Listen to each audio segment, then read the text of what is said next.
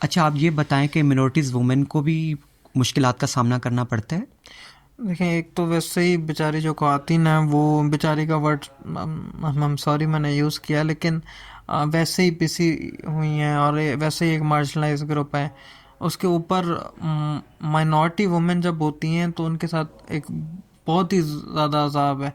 और इसका मैं एक छोटी सी मिसाल दूं, आपको याद होगा 2 साल पहले जो सैलाब आया था, it was very hmm. Devastating. तो वो जो कुछ एनजीओज हैं काम कर रही थी, फील्ड्स में जाके राशन दे रही थी, हट्स दे रही थी, टेंट्स दे रही थी।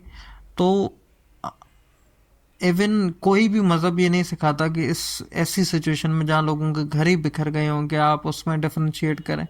तो वो लिटरली वहाँ पे जो औरतें थीं या जो बच्चे थे या जो इवन मर्द भी थे, तो वहाँ पे आपको पता है कि हिंदू कम्युनिटी बीफ नहीं खाती, ऐसा ही है। तो आपको पता है चिकन भी बहुत सी कम्युनिटी नहीं खाती। स्पेसिफिक उनको नॉन वेज दिया जाता था ताकि वो भूखे बैठे रहें, खाएं ना, उनको राशन प्रॉपर नहीं दिया जाता था। And this was done.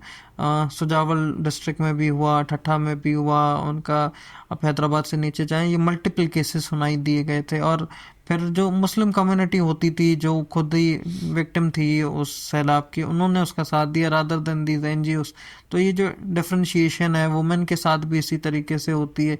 जो अपॉर्चुनिटीज़ आपकी वुमेन के लिए आती हैं इन जनरल, तो वो जब देखा जाता है कि माइनॉरिटी वुमेन है उनको उतना ही साइड पे लगाया जाता है। तो अल्टीमेटली ये वो कहते हैं ना कि डबल प्रेशर आ गया। औरत तो है ही है और फिर और ऊपर अकलियतों से की हाँ। औरत है, तो बहुत ज़्यादा ही फेस करना पड़ता है। एंड अगेन जो सबसे बड़ा इशू है वो जबरी मज़हब तब्दीली है। हम्म। क्योंकि अंडर एज बच्ची हाँ, को उठाना अब अर्ली एज मैरिज हो जाती है या मज़हब तब्दीली हो जाती है। अर्ली एज मैरिज को आप अवॉइड कर सकते हैं, लेकिन जबरी मज़हब तब्दीली या जो मज़हब तब्दीली है अंडर एज हो जाए उसको आप यहाँ पे पाकिस्तान में रिवर्ट नहीं कर सकते। जो कि कॉन्सेप्ट इट्सेल्फ बड़ा कॉन्ट्राडिक्टिंग है। आप खुद वकील हैं, आप इस चीज़ को समझती होंगी कि अगर कानूनी तौर पे कोई बच्ची है, उसकी शादी अंडर 18 हो गई, कोर्ट उसको हम्म। रिवर्ट बैक कर देता है कि ये शादी जायज़ नहीं है, सही है, after this law was G G. Passed. लेकिन अगर किसी गैर मुस्लिम लड़की की शादी हुई है, शादी तो रिवर्ट बैक हो हम्म। सकती है, लेकिन उसका मज़हब मज़हब रिवर्ट तब्दील। बैक नहीं हो सकता।